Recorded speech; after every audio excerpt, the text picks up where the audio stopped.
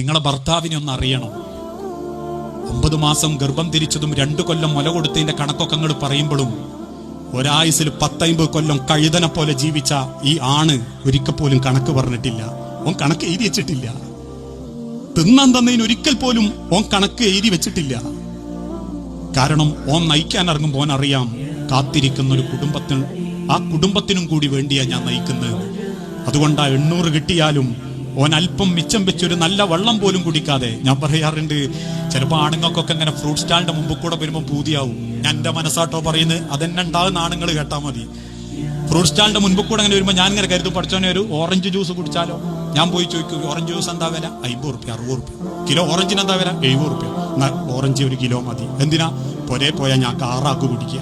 4 മക്കളും ഓളും ഞാനും. അങ്ങനെ മിച്ചം പിടിച്ച് വാങ്ങിക്കൊണ്ടുവന്നതാ. പകലന്തിയോളം വെയിലത്ത് കഷ്ടപ്പെട്ടുണ്ടാക്കി വെച്ചതാ. ആരും അറിയാണ്ട് പലതും സഹിച്ചിട്ടും കുറ്റപ്പെടുത്തൽ കേട്ടിട്ടും നല്ലൊരു കൂലി പോലും കൊടുത്തിട്ട് കിട്ടാതെയും മുതലാളിമാരുടെ ആട്ടും തുപ്പുമേറ്റിട്ടും നരകിച്ച് പണിയെടുപ്പിച്ചിട്ടുമാ ഓരോരുത്തരും ചുരുട്ടിപ്പിടിച്ച പൈസയായിട്ട് വരുന്നത്. ഓരോ പണിക്കും അതിൻ്റെതായ സങ്കടമുണ്ട്. ഏത് പണിക്കും അതിന്റെ വിലയുണ്ട്.